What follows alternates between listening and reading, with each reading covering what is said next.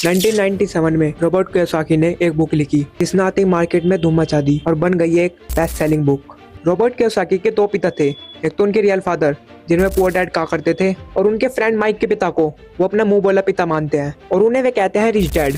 उनके रियल पिता बहुत पढ़े लिखे हैं और वे एक प्रोफेसर भी हैं, लेकिन उनकी पूरी जिंदगी में पैसों को लेकर बहुत ही ज्यादा स्ट्रगल रहा और यही वजह है कि रॉबर्ट उन्हें पुअर डैड कहते हैं।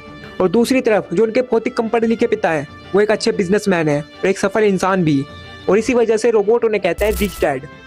रॉबर्ट कियोसाकी अपने बुक में बताते हैं जब वे दूसरे अमीर बच्चों को देखते हैं तो उनके भी मन में आता है कि वे भी अमीर बने। इसीलिए एक दिन उन्होंने अपने रियल फादर से पूछा कि आखिर अमीर कैसे बना जाता है, पुअर डैड। उनके पास इसका कोई जवाब नहीं था और उन्होंने कहा तुम अपने दोस्त माइक के पिता से इसका सवाल पूछो। और इसके बाद रॉबर्ट अपने रिच डैड के पास जाते हैं और उनसे अपना सवाल पूछते हैं और वहीं से रोबोट के एक फाइनेंशियल एजुकेशन का महत्वपूर्ण हिस्सा शुरू होता है। उनके रिच डैड उन्हें मौके और समय समय पर रिच बनने और बने रहने के सबक सिखाते हैं और इसी के साथ वे इस बुक में बहुत ही ज्यादा इंपॉर्टेंट चीजें बताते हैं, जैसे पैसे को कैसे मैनेज करना चाहिए, पैसे को काम पे कैसे लगाएं और ऐसी क्या चीजें हैं जिससे गरीब गरीब ही रहता है।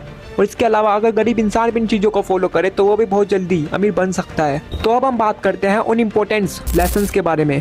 तो नंबर 1 यहाँ पर आता है कि अमीर लोग कभी भी पैसे के लिए काम नहीं करते। जनरली लोग पैसे के लिए बहुत ही ज़्यादा मेहनत करते हैं।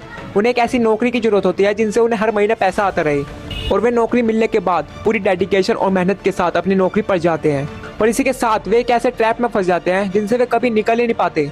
और ज़्यादातर लोग इस तरह से अमीर बनने के चक्कर में एक रैट रेस का हिस्सा बन जाते हैं। उन्हें पता होता है कि हमें महीने की लास्ट में सैलरी मिलने वाली है और इसलिए वे लोन पर बड़ा घर और गाड़ी खरीद लेते हैं और फंस जाते हैं एक ऐसे ट्रैप में जहां से निकलना लगभग नामुमकिन हो जाता है, क्योंकि जो आपने लोन लिया है उसको आपको पूरा भी करना पड़ेगा और इस लोन को पूरा करने के लिए आपको कई साल तक जॉब भी करनी पड़ेगी और आपकी जॉब से जो भी मैक्सिमम अमाउंट आएगा वो आपके लोन को पे करने में ही चला जाएगा।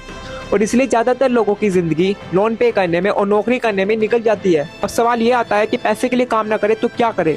अमीर लोग पैसे के लिए काम नहीं करते, वो कुछ ऐसा करते हैं जिनसे पैसा उनके लिए काम करता है। और वे क्या करते हैं इसका जवाब आपको आने वाले पॉइंट्स में मिल ही जाएगा। लेसन नंबर 2, लोगों को फाइनेंशियल एजुकेशन सिखाना क्यों जरूरी है। दूसरा लेसन हमें ये सिखाता है कि लोगों में पैसे की समझ बहुत ही ज़्यादा जरूरी है, लेकिन आम तरह से दुनिया के हर देश में हर तरह की पढ़ाई होती है, लेकिन फाइनेंशियल एजुकेशन के और ऐसा इसलिए है क्योंकि एक सिस्टम बना हुआ है, खूब पढ़ो, अच्छे नंबर लाओ और एक अच्छी सी जॉब को पाओ। लेकिन सच्चाई ये है कि किसी भी तरह की जॉब आपको अमीर नहीं बना सकती। मान लीजिए कि कोई इंसान खूब पढ़ लिख कर डॉक्टर तो बन जाता है, लेकिन वो भी 9 to 5 के ट्रैप में फंस जाता है, जैसे हमने पॉइंट नंबर 1 में बात करी थी। और इस 9 to 5 के ट्रैप में से निकलने के लिए रिच डैड ने असेट्स और लायबिलिटीज के बारे में बताया। असेट्स वो चीजें होती हैं जो आपकी जेब में पैसा डालती हैं और लायबिलिटीज वो चीजें होती हैं जो आपकी जेब से पैसा निकालती हैं। एग्जाम्पल के लिए अगर आपने किसी घर को रेंट पे डाला है तो वो आपकी जेब में पैसा ला रही है, मतलब वो असेट्स है। तो दूसरी तरफ अगर आपने कोई कार लोन पर ली है तो वो आपकी जेब से पैसा निकलवाती है, उसे कहते हैं हम लायबिलिटीज। और अमीर बनने के लिए सबसे इम्पोर्टेंट है कि आप असेट्स को ज्यादा से ज्यादा खरीदें और लायबिलिटीज को कम से कम रखें। और ये सब चीजें आपको किसी भी स्कूल में नहीं सिखाई जाती। वहाँ तो सिर्फ आपको अच्छी जॉब पाने के बारे में ही सिखाया जाता है, ये नहीं सिखाया जाता है कि पैसे को कैसे ग्रो करें। इसलिए फाइनेंशियल एजुकेशन का सीखना बहुत ही इंपॉर्टेंट है। नंबर 3, अपने काम से काम रखो। इस लेसन में रिच डैड ने बताया कि एक आम सी जॉब करने वाला इंसान कोई भी ऐसा साइड बिजनेस कर सकता है जिससे वो अपनी इनकम को ग्रो करे। इसके लिए जरूरी नहीं है कि शुरुआत बड़े लेवल से की जाए, क्योंकि हर किसी के पास इतना पैसा नहीं होता। आप अपनी नौकरी करते हुए भी कोई साइड बिजनेस कर सकते हैं। एग्जाम्पल के लिए अगर कोई टीचर स्कूल में प्रोफेसर है तो वो उसका प्रोफेशन है, बिजनेस नहीं। उसका अपना काम वो होगा जो वो खुद शुरू करेगा। एक बार मैकडोनल्ड के फाउंडर क्रोक एमपीए के स्टूडेंट्स को स्पीच दे रहे थे। उसी दौरान क्रोक ने पूछा क्या आप जानते हैं कि मैं किस बिजनेस में हूँ। तभी सभी स्टूडेंट ने यही जवाब दिया कि आप हैमबर्गर के बिजनेस में हैं। ये जवाब सुनकर क्रोक को हंसी आ गई और उन्होंने कहा मैं हैमबर्गर के बिजनेस में नहीं, रियल एस्टेट के बिजनेस में हूँ। और ऐसा इसलिए जब भी कोई मैकडोनल्ड के फ्रेंचाइजी खरीदना चाहता है तो उसे उस जमीन को भी खरीदना पड़ता है। तो हुआ ना रियल एस्टेट का बिजनेस। और आप तुम खुद देख लो, पूरी दुनिया में रियल एस्टेट का सबसे बड़ा एम्पायर मैकडोनल्ड बन के खड़ा हुआ है। और ऐसे रिच डैड कियोसाकी को सिखाते हैं कि आज कैसे सभी लोग सबके लिए तो खड़े हैं लेकिन अपने लिए नहीं खड़े। और इसीलिए लोगों को चाहिए कि वो अपना फोकस खुद पे भी करें। लेकिन इसका मतलब ये बिल्कुल भी नहीं है कि आप अपनी नौकरी छोड़ दें।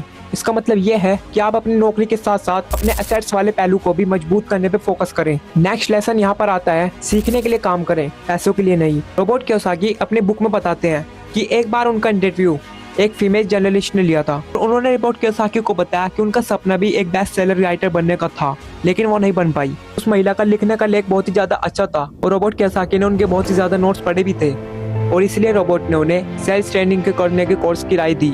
और ये सुनकर वो महिला नाराज हो गई क्योंकि सेल्स का काम सीखना उसके स्टैंडर्ड का नहीं था। रोबोट कहते हैं कि दुनिया टैलेंटेड लोगों से भरी पड़ी है, लेकिन पैसा कमाने के लिए केवल टैलेंट होने का काफी नहीं है।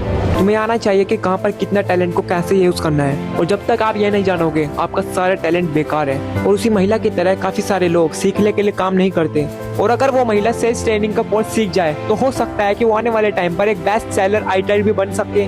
और इसीलिए गरीब हमेशा गरीब ही रहता है और अमीर हमेशा सीखने के लिए काम करता है, इसलिए अमीर सीख कर और ज्यादा अमीर बन जाता है। रोबोट कियोसाकी बताते हैं कि जो उनके गरीब डैड थे उन्हें हमेशा नौकरी की चिंता रहती थी। जो उनके अमीर डैड थे उनका सीखने पे ज्यादा ध्यान था, क्योंकि वे ये मानते थे कि अमीर बनने के लिए बहुत ही ज्यादा चीजें सीखनी पड़ती है, और ये इन दोनों में सबसे बड़ा फर्क था। लेसन नंबर 6, रुकावटों और बाधाओं को पार करना। रोबोट कियोसाकी अपनी बुक में बताते हैं कि बहुत सारे लोगों को पैसे की समझ तो होती है, लेकिन उनके रास्ते में कोई ऐसी बाधाएं आ जाती है जिनसे वो अपने एसेट्स को ज्यादा बड़ा नहीं कर पाते। और रोबोट ने ऐसी 5 बाधाएं बताई है। पहला है डर। दुनिया का कोई भी इंसान हो उसे पैसे गंवाने का डर तो लगता ही है, लेकिन रियल प्रॉब्लम यह है कि पैसे को गंवाने के बाद उस प्रॉब्लम से निकला कैसे जाए। इंपॉर्टेंट यह है कि आप अपनी फेलियर को किस तरह से लेते हो। अमीर और गरीब में सबसे बड़ा डिफरेंस यही है कि वे अपनी फेलियर को किस तरह से फेस करते हैं। दूसरा ऑप्टिकल है डाउट। पैसे को इन्वेस्ट करते हुए हम सबके मन में एक डाउट होता है जो हमें जाम कर देता है। सबके मन में सवाल होता है कि क्या होगा जब मेरा पैसा डूब जाएगा, तो क्या होगा अगर सब कुछ मेरे प्लान के मुताबिक ना हुआ तो।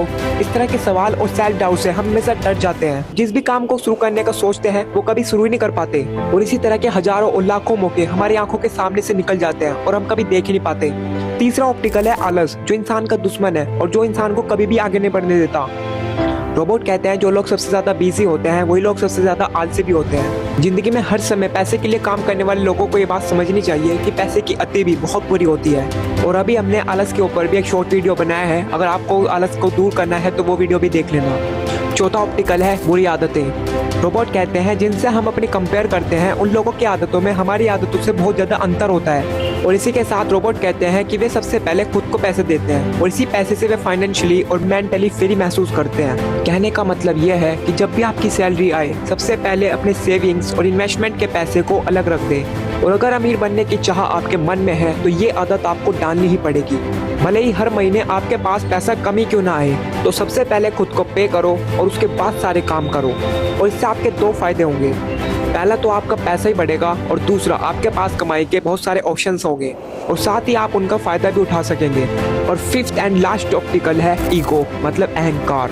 और रिच डैड ये भी कहते हैं कि कुछ लोगों में अहंकार बहुत ही ज्यादा होता है और इस अहंकार का यूज वे अपनी बुरी आदतों को छिपाने के लिए करते हैं। वे कहते हैं कि मेरे पास जो भी नॉलेज है मैं उसी के बदौलत पैसा बनाने में कामयाब हो पाता हूँ। जो चीज मैं नहीं जानता उनकी वजह से मैं अपने पैसों को गवा देता हूँ। और इसीलिए अगर आपको किसी चीज की जानकारी नहीं है तो अपने ईगो को साइड में रखकर उस चीज को पहले सीखे। और अगर आप इसे एक चीज पे ध्यान दो तो आप बहुत सारे नुकसान से बच सकते हो।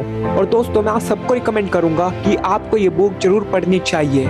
ये बुक नीचे डिस्क्रिप्शन में है, इसकी आपको हिंदी और इंग्लिश दोनों ही समरी मिल जाएगी।